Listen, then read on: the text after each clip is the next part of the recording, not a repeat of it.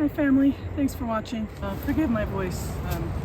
I've been fighting a cough for a while now. It doesn't seem to be going away and my voice sounds much worse than I feel. So we've had some pretty wonderfully warm winter days for the last week solid, which has been nice. Don't have to run the heater as much. But for the bees, when you've got like a solid week of good weather, that usually prompts them to start getting ready for spring. And the downside of that is we're now going to get a storm coming through this next week that's going to drop the weather down to freezing temperatures again, lots of rain, and the bees won't be able to get out and forage.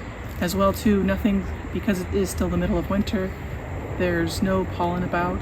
So an ideal world, last year we did candy board, which worked out really well, and this year we were planning to do honey that we had reserved for the bees, but we haven't had time, and we've been sick obviously, to get the custom covers made, because as we mentioned in the spring of this last year, we changed over all of our stuff. Everything's custom made, so we have to build our own covers. And the downside is, of course, we can't really run out to the store and buy parts when we find out things don't quite work together. And when we tried giving the honey jars to the bees, we realized that there wasn't enough space. So what I'm going to do is I'm going to give the bees fondant. Now this is just store-bought fondant. I wouldn't recommend it as a long-term solution. So my plan here today is to give the bees some pollen and then some fondant that I just bought from the store. Another option too you can do in an emergency like this is give them just sugar.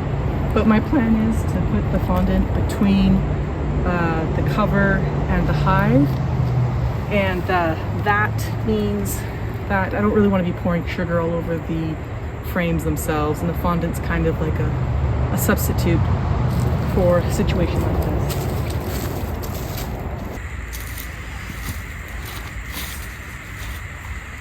Now the covers we have in there do have a hole in the middle of them, and the honey jar should sit on top of it. But what we didn't anticipate when we made these covers was the depth of this inner cover doesn't match up with the jar. So when we try putting the lid on, the whole thing doesn't close. I probably should have flattened this out in advance, but I'm gonna do it here. And the reason being why fondant's not ideal, of course, is because of all the extra stuff besides sugar in it. But you shouldn't cause your bees too much damage from what we've read. We're just giving it to them for a short amount of time. Uh-oh, spiders. Ooh, that's not good. Well, I guess that means it's well insulated and warm for the spiders to be attracted to that area. Thankfully the spiders can't get in the hive that way, but you can get bit by them. What's happened is they've probably eaten all their honey stores that they set back in the summer and have replaced it with brood, and that brood has since hatched, it looks like. So this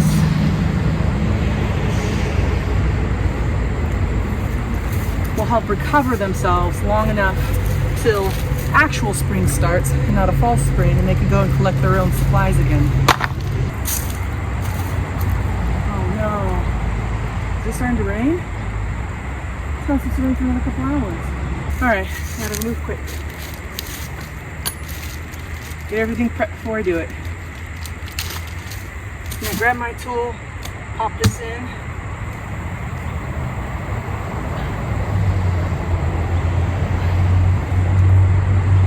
This should be labeled the worst way to do this.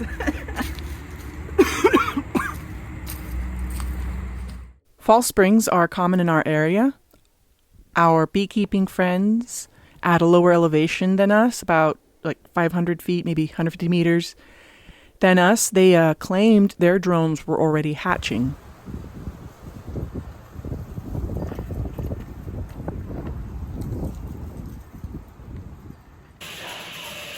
So we made these winter covers with scrap wood that we milled, and we'll put these on the hives once the weather improves.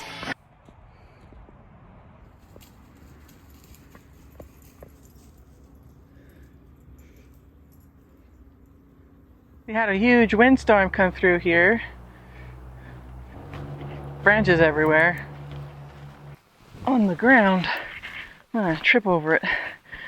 Sound like an 80-year-old woman.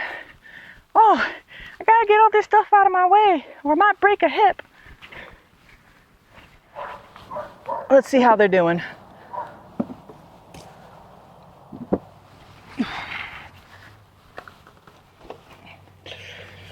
All right, no spiders on the lid. That's a win, I feel like. It doesn't look like the bees are eating the fondant. All right, this is another reason why you probably never want to use fondant. It's sticky. Reminds me of the Ghostbuster movies, the Marshmallow Man.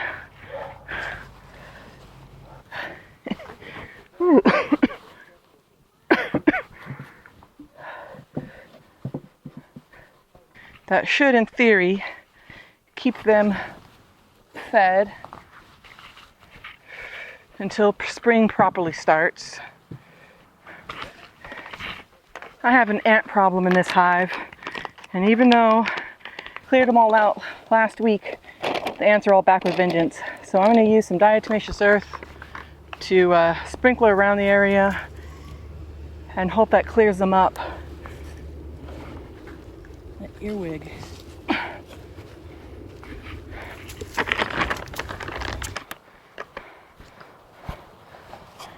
And then I'm gonna give them the honey. I should clarify, this honey is from one of our own healthy hives, not store-bought. I really want to stress to not give your bees honey from an unknown source. The good thing is it doesn't look like the ants are getting into the hive. They're just hanging out about above the hive. We've tried other things like cinnamon and oil and all that fun stuff. And this diatomaceous earth is the only thing we've seen any actual positive results from. It's supposed to just harm the ants and leave the bees alone. Ooh, there's bees there. We didn't do this one the same we did the others. Green hive is aggressive. There's a couple of reasons why it can be aggressive. My first instinct is to think they've got a mite problem. We treated them not too long ago, but we might have gotten into them too late, and they might have already boomed in population.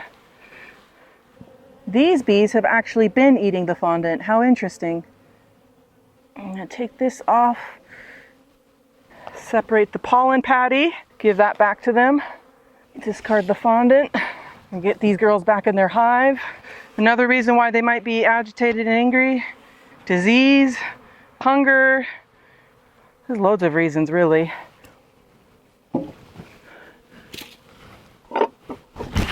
Ouch! Ouch! Ow! Ow! Ow! Ah, that really hurt.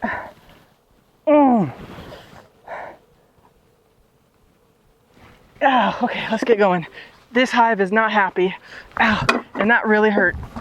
It's gotten the soft of my shoulder. Ow. Damn bees. Here, take your honey. Ow. Ah, that really hurt.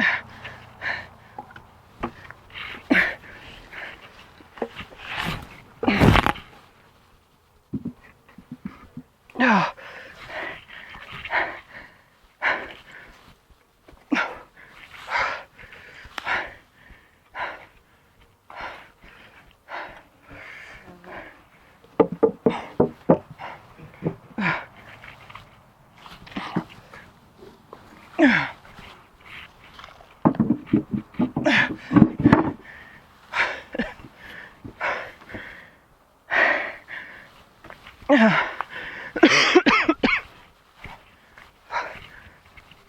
In hindsight, I probably should have started up a smoker before I went and switched everything out on the bees' hives today.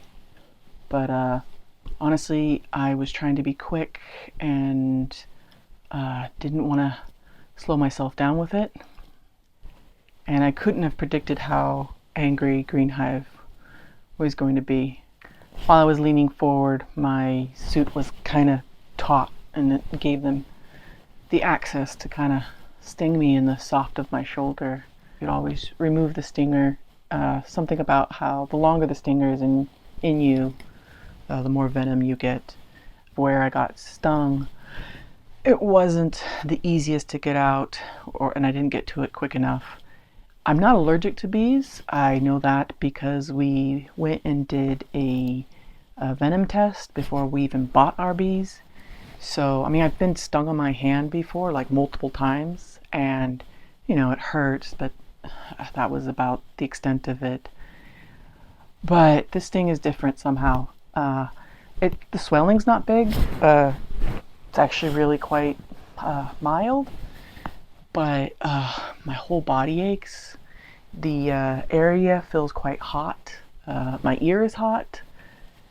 I just feel really, really sick. I'm not having anaphylaxis, I'm pretty sure. Maybe my body's just run down for this cough that I've had all month.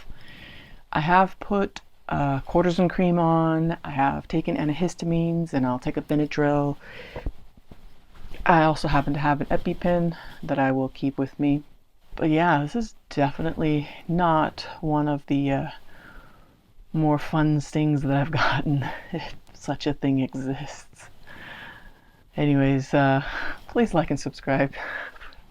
If not just for my misery, get me out of it. Thanks for watching.